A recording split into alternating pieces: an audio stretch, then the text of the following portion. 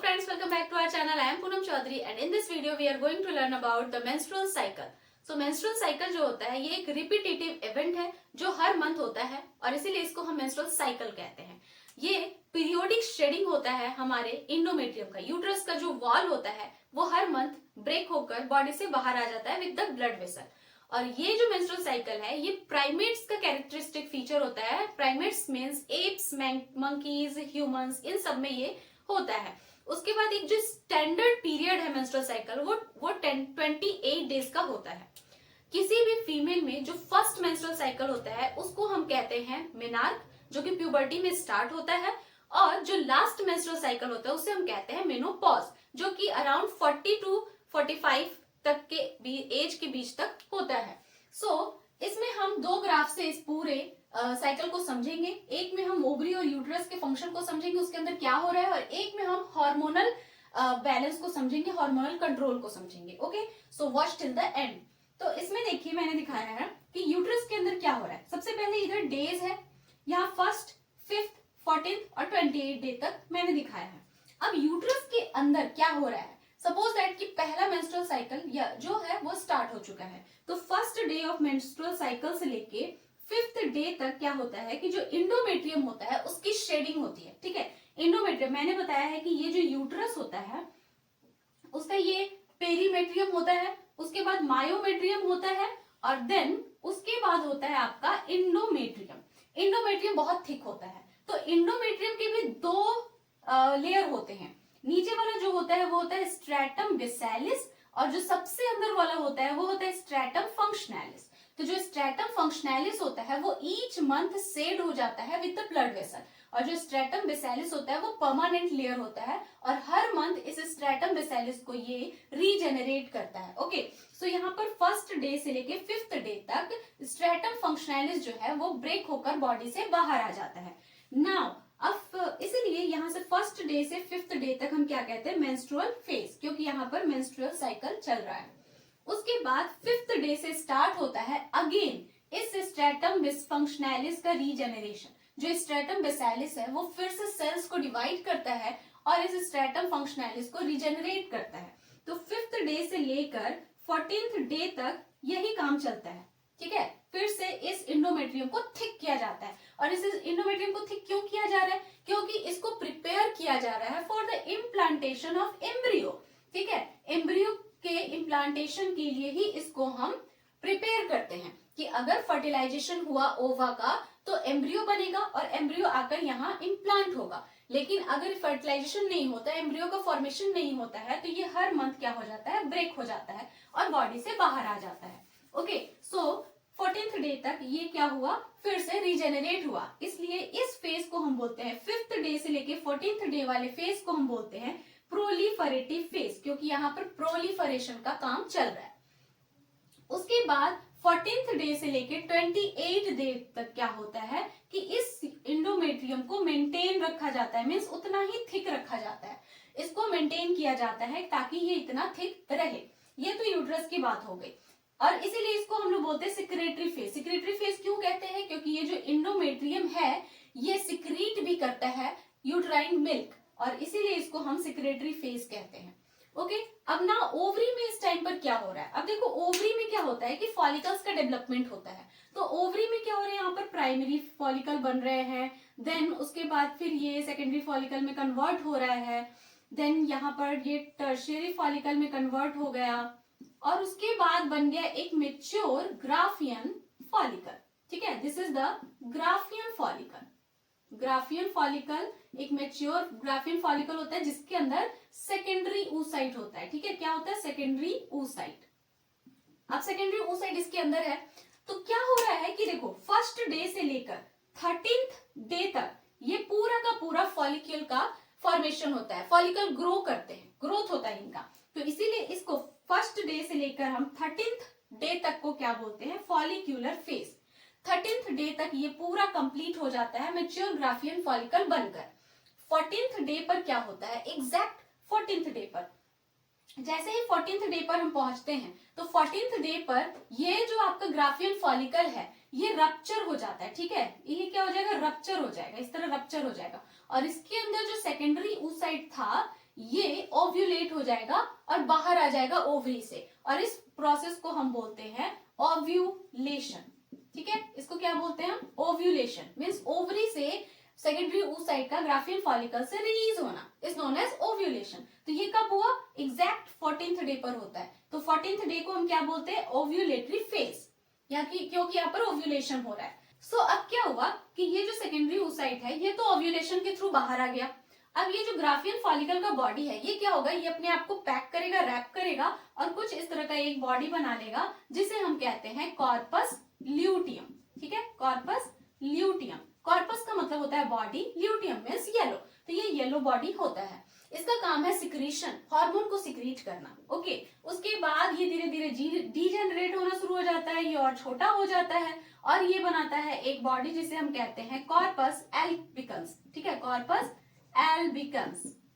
Albicans का मतलब white, तो ये व्हाइट बॉडी होता है, ये येलो बॉडी होता है। ओके, तो इतना काम हो रहा है हमारे ओवरी और यूट्रस के अंदर। तो ये वाला जो फेज है सेक्रेटरी फेज, जहां पर ये कॉर्पस ल्यूटियम और कॉर्पस एल्बिकन्स बन रहा है, इस फेज को हम ल्यूटियल फेज भी कहते हैं, जो 14th डे से लेके 28 डे तक होता है। और ये एग्जैक्ट 14 डे का होता है पीरियड। ठीक है, ये एग्जैक्ट 14 डेज होता है।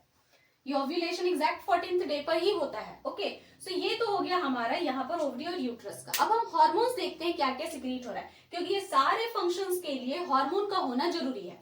तो चलो देखते हैं ना। ओवरी और इंटीरियर पिट्यूटरी ये दोनों हार्मोन रिलीज करते हैं। ओवरी से रिलीज होता है oestrogen and progesterone, anterior pituitary से रिलीज होता है LH and FSH. LH means luteinising hormone और FSH means follicular stimulating hormone. तो ओवरी के अंदर क्या हो रहा है? ये जो आपके फॉलिकल्स डेवलप्ड हो रहे हैं ना, ये फॉलिकल्स क्या करते हैं, जैसे जैसे ये ग्रो होते हैं वैसे वैसे एक हार्मोन सिक्रीट करते हैं। ठीक है, उस हार्मोन का नाम होता है एस्ट्रोजन। तो ये फॉलिकल्स जैसे जैसे ग्रो हो रहे हैं, इनको सिक्रीशन करना पड़ रहा है एस्ट्रोजन को। तो ये एस्ट्रोजन का लेवल ऐसे हाई हो जाता है। अब एस्ट्रोजन रिलीज हो रहा है फॉलिकल्स से, लेकिन क्यों रिलीज हो रहा है? क्योंकि फॉलिकल्स को ग्रो करने के लिए चाहिए फॉलिकल स्टिमुलेटिंग हार्मोन एफएसएच। और एफएसएच कौन रिलीज करता है? Anterior pituitary. लेकिन एंटीरियर पिट्यूटरी को रिलीज करने के लिए फीडबैक भी ओवरी के फॉलिकल्स ही देते हैं। ठीक है, ये जो फॉलिकल है ये एस्ट्रोजन रिलीज करते हैं, और एस्ट्रोजन क्या करता है? ये क्या है? एस्ट्रोजन। और ये किसके थ्रू रिलीज किया गया है? फॉलिकल्स के थ्रू। ठीक है, फॉलिकल्स ने रिलीज किया है। ये क्या करते हैं? ये पॉजिटिव फीडबैक देते हैं। पॉजिटिव फीडबैक किसको देते हैं? एंटीरियर पिट्यूटरी को। ये पॉजिटिव फीडबैक, एस्ट्रोजन रिलीज हो रहा है, फॉलिकल एस्ट्रोजन को रिलीज कर रहे हैं, और ये एस्ट्रोजन जाकर इंटीरियर पिट्यूटरी को स्टिमुलेट कर रहा है और उसको ये मैसेज दे रहा है कि फॉलिकल्स को ग्रो करना है, इसलिए एफएसएच एंड एलएच को प्रोड्यूस करो। तो यहाँ पर क्या होता है कि एलएच और एफएसएच प्रोड्यूस होना स्टार्ट हो जाता है। तो यहाँ पर आपका ये आया एलएच, ये भी, और ये आया आपका एफएसएच। ये दोनों का लेवल बढ़ रहा है। जैसे जैसे ये फॉलिकल्स ग्रो कर रहे हैं वैसे वैसे इनका लेवल बढ़ रहा है। ओके, तो ये था आपका एलएच और ये है आपका एफएसएच। ओके, ये दोनों ग्रो कर रहे हैं। नाउ जैसे ही 13th डे पर पहुंचते हैं, 13th डे पर क्या हो रहा था कि पूरा मेच्योर हो गए, और 14th डे पर ये रप्चर होके ओव्यूलेशन का प्रोसेस होना है। तो ओव्यूलेशन होता कैसे है? ये होता है ल्यूटिनाइजिंग हार्मोन के थ्रू। ल्यूटिनाइजिंग हार्मोन का काम है ओव्यूलेशन करवाना। तो ल्यूटिनाइजिंग हार्मोन 13th डे पर आकर अचानक से बहुत ज्यादा सिक्रीट होने लगता है, और इसीलिए इसको हम लोग बोलते हैं एलएच सर्ज। इसको क्या बोलते हैं? LH surge. 13th डे पर इसका पीक हो जाता है। ठीक है, ये पीक पर पहुंच जाता है, एकदम हाई सिक्रीशन होता है। तो जैसे ही 13th डे पर ये हाई सिक्रीट होता है, वैसे ही फिर 14th डे पर आकर ये रप्चर हो जाता है और ओव्यूलेशन का प्रोसेस स्टार्ट हो जाता है। तो ओव्यूलेशन का प्रोसेस हो जाता है। तो 13th डे पर एलएच का सर्ज होता है, मीन्स एलएच बहुत हाई सिक्रीट होता है, और एफएसएच भी हाई होता है यहां तक, क्योंकि फॉलिकल्स डेवलप्ड कर रहे हैं। ओके, अब क्या हुआ कि यहाँ पर एस्ट्रोजन भी हो गया। अब नाउ, अब फॉलिकल जैसे ही ओव्यूलेशन का प्रोसेस हुआ, तो फॉलिकल तो अब एस्ट्रोजन सिक्रीट नहीं करेंगे, तो एस्ट्रोजन का लेवल क्या हो जाता है? यहाँ से थोड़ा डाउन हो जाता है। ठीक है, यहाँ पर क्या हो जाता है? डाउन हो जाता है। नाउ अब ये जो कॉर्पस ल्यूटियम है, ये कॉर्पस ल्यूटियम भी सिक्रीट करते हैं एस्ट्रोजन एंड प्रोजेस्टेरॉन। तो ये कॉर्पस ल्यूटियम क्या सिक्रीट करेगा? एस्ट्रोजन। ठीक है, तो यहाँ पर फिर से एस्ट्रोजन का लेवल लेवल जो है फिर से बढ़ जाएगा। ठीक है, तो ये भी क्या है, एस्ट्रोजन, ये भी क्या है, एस्ट्रोजन। लेकिन ये किसने सिक्रीट किया, कॉर्पस ल्यूटियम ने। ठीक है, इसको किसने रिलीज किया, कॉर्पस ल्यूटियम। अब ये कॉर्पस ल्यूटियम से सिक्रीट हुआ एस्ट्रोजन क्या करेगा, ये एस्ट्रोजन देगा नेगेटिव फीडबैक। ये क्या करेगा, ये देगा आपका नेगेटिव फीडबैक। किसको देगा, एंटीरियर पिट्यूटरी को। तो आप देखो फॉलिकल ने जो एस्ट्रोजन को सिक्रीट किया था वो पॉजिटिव फीडबैक दे रहे थे ताकि एफएसएच एंड एलएच को ज्यादा सिक्रीट किया जाए। लेकिन जब कॉर्पस ल्यूटियम एस्ट्रोजन को सिक्रीट करेगा तो वो नेगेटिव फीडबैक देगा, क्योंकि अब मुझे एफएसएच भी नहीं चाहिए और एलएच भी नहीं चाहिए, क्योंकि फॉलिकल डेवलप्ड हो चुके हैं, ओव्यूलेशन हो चुका है। तो एफएसएच तो अभी चाहिए नहीं क्योंकि फॉलिकल अभी बनाना नहीं है, एलएच भी नहीं चाहिए क्योंकि ओव्यूलेशन हो चुका है। तो ये नेगेटिव फीडबैक जो है और एस्ट्रोजन इसको देता है एंटीरियर पिट्यूटरी को कि आप एलएच को भी कम कर दो और जो एफएसएच है उसको भी कम कर दो। ठीक है, ये एफएसएच को भी कम कर दो, तो ये कम हो जाते हैं।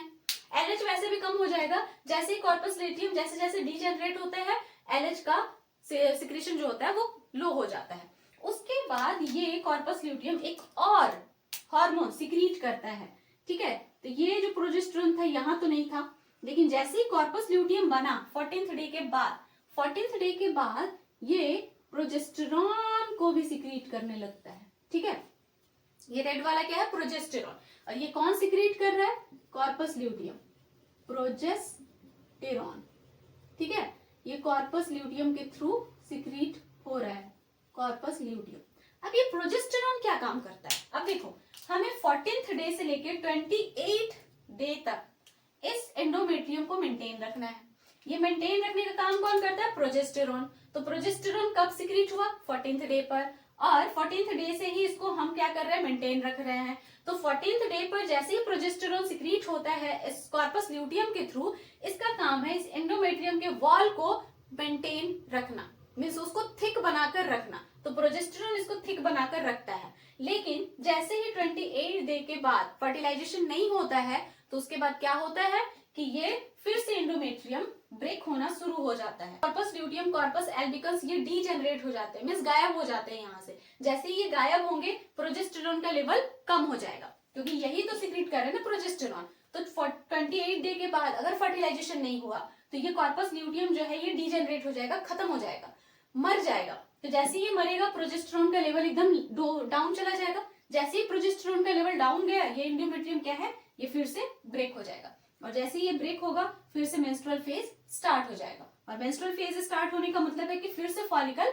ग्रो करने लगेंगे, क्योंकि उनको पता चल जाएगा कि जैसे ही यहाँ पर एंडोमेट्रियम सेट हो रहा है, मीन्स दूसरा साइकिल स्टार्ट करना है, तो फिर से ओव्यूलेशन का प्रोसेस होगा, तो फिर से यहाँ पर फॉलिकल ग्रो करना स्टार्ट कर देते हैं। तो कुछ इस तरह से हमारा मेंस्ट्रुअल साइकिल होता है। I hope this lecture found helpful to you. If you like the video, then hit the like button and do subscribe my channel. मिलते हैं next video में, till then bye bye and take care.